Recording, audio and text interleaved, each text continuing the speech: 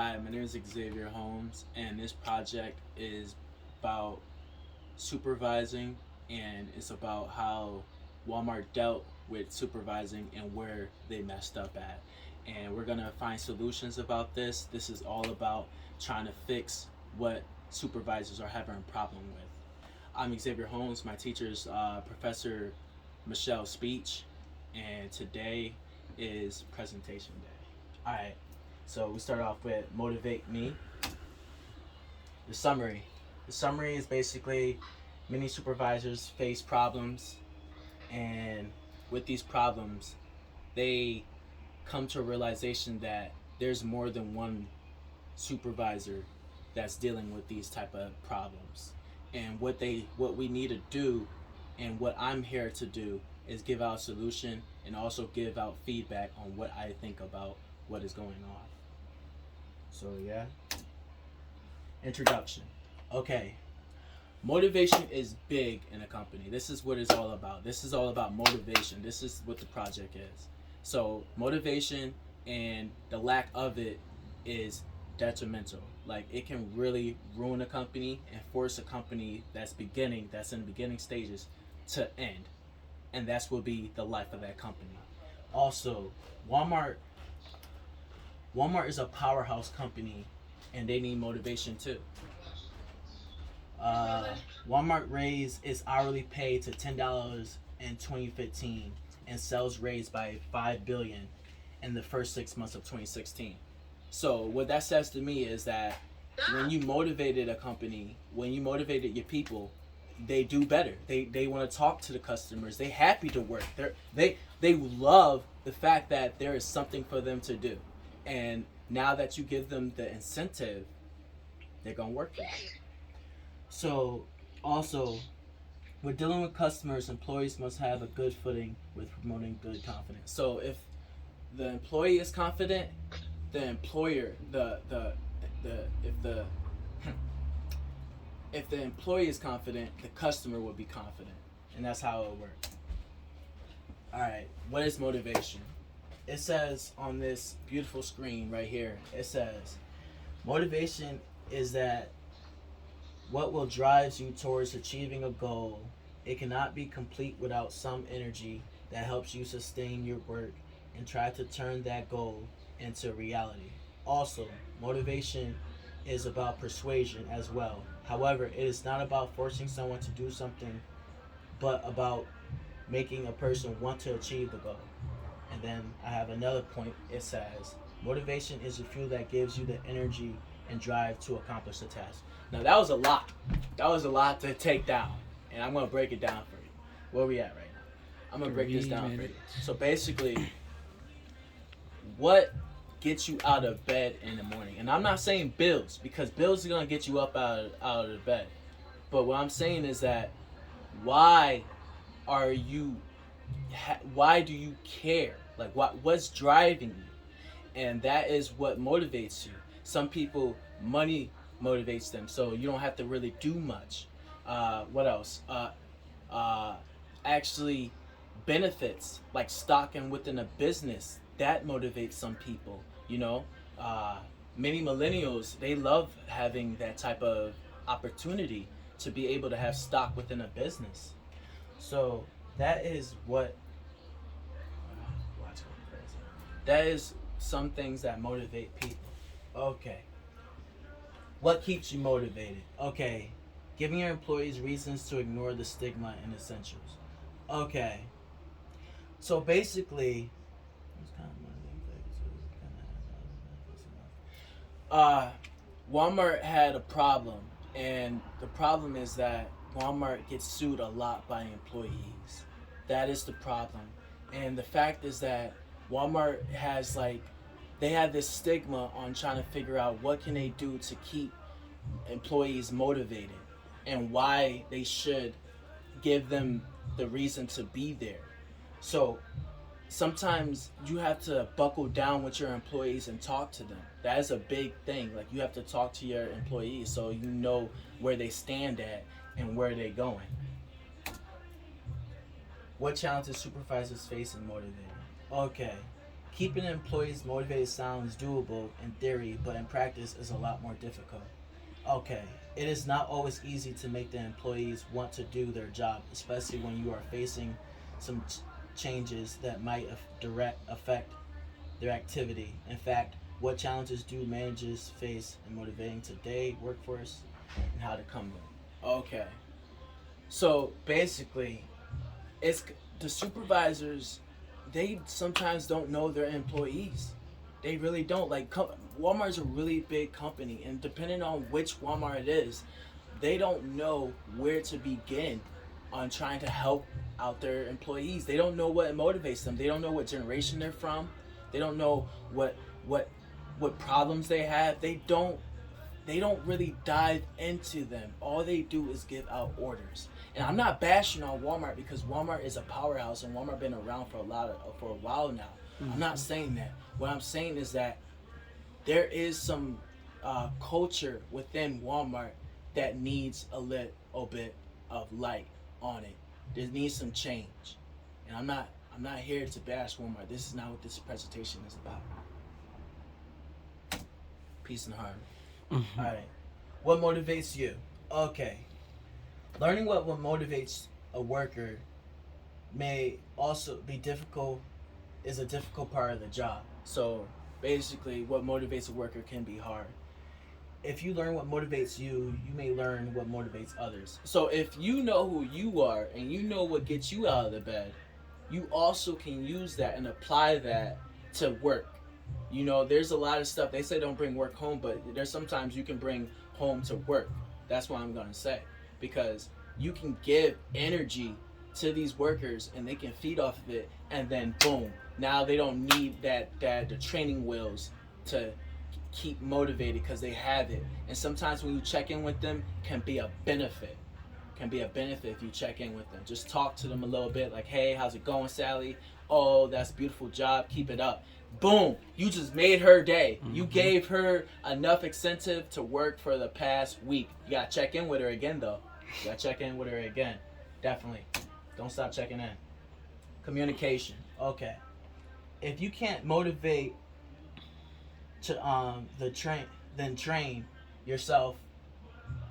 So basically, if you can't motivate yourself, then you can go to a training. You know, go to a class and figure out, you know, key points of what the person that is teaching, the teacher, and learn from it. You know, learn from what they dishing out. You know, figure out what works for them and then tailor fit it, because everything that works for someone does not necessarily mean it'll work for you, because it's all about approach.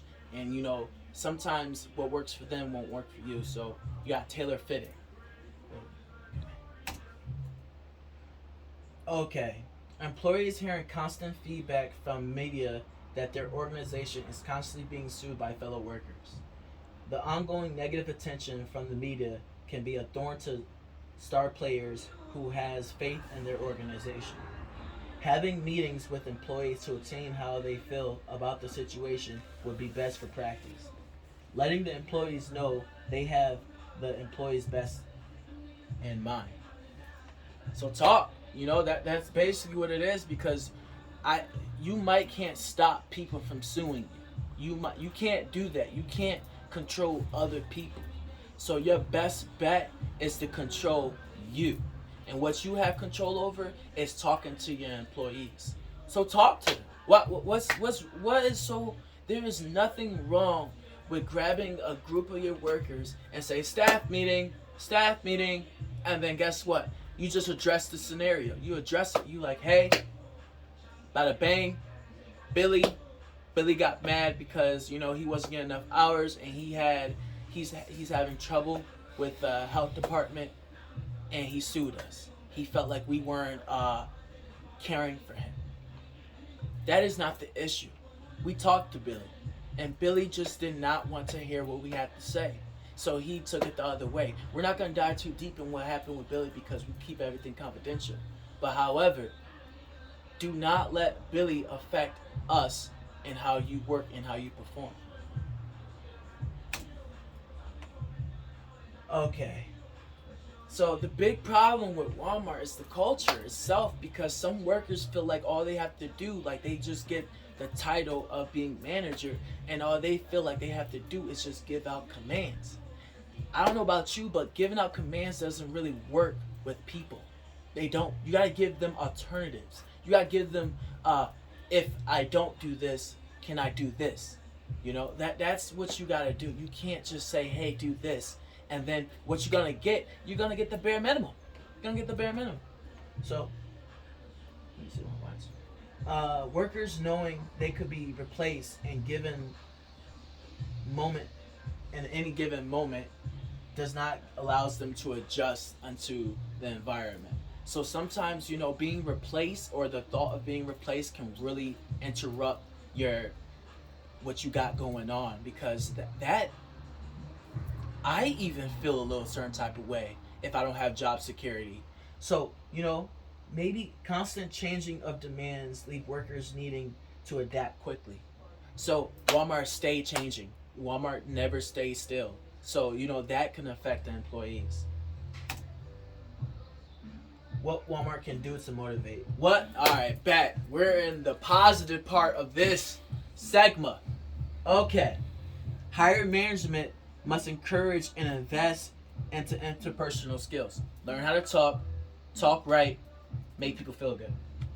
Supervisors must be the voice of upper management and trickle down the guidance of upper management conveys. Supervisors, talk to higher management. Feel the feedback, give it to the employees.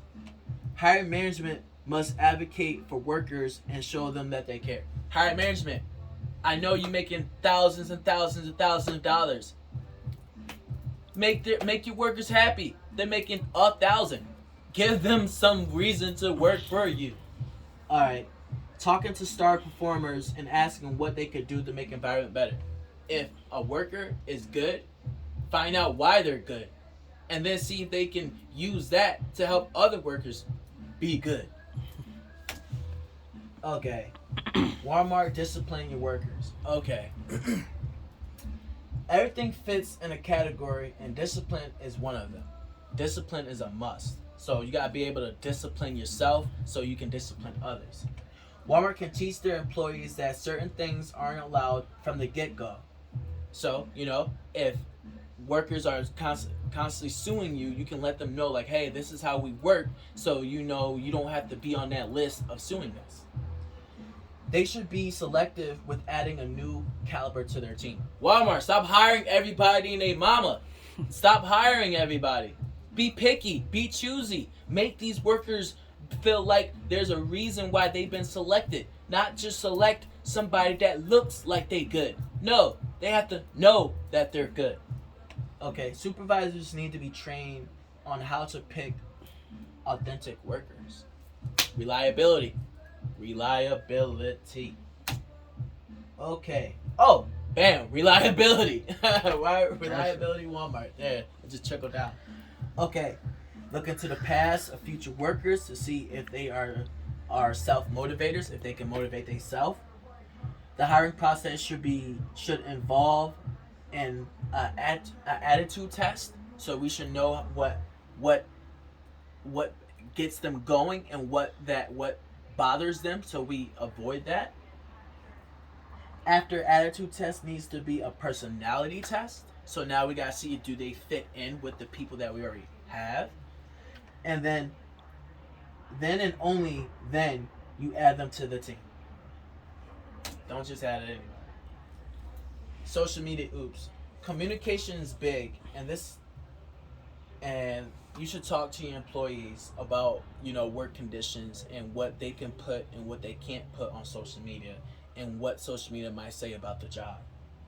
Encourage your workers that just because a bad apple was discovered doesn't mean the whole batch is bad, you know. Also, listening to what employees have to say, not just giving out commands. So listen to the small people. Letting employees know if there is anything that can be improved, the work life, let it be known. So tell your workers to step up, talk to us, you know? Talk to us. Okay, switch up the culture. Switch it up. Change it. Delete it. Backspace. Backspace.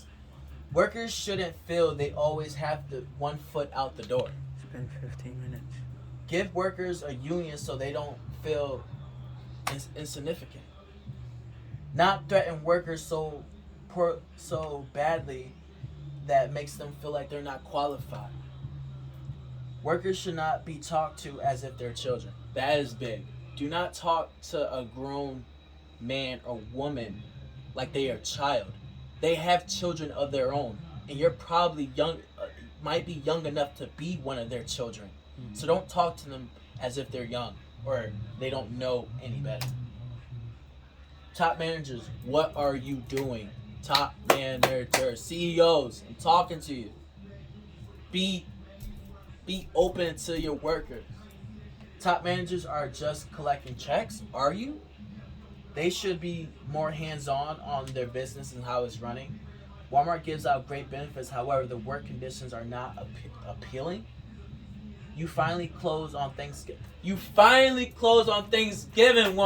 2020, you finally closed. That is a big start. I commend you on that. That is what's up. That shows extensive. That shows that you've been learning. All right, this is the end. Basically, employees need a quick fix solution to motivate workers, which is not going to happen. You're not going to get a quick fix. You gotta work for it. The thing is, there isn't any. You must play the role in order to get the results.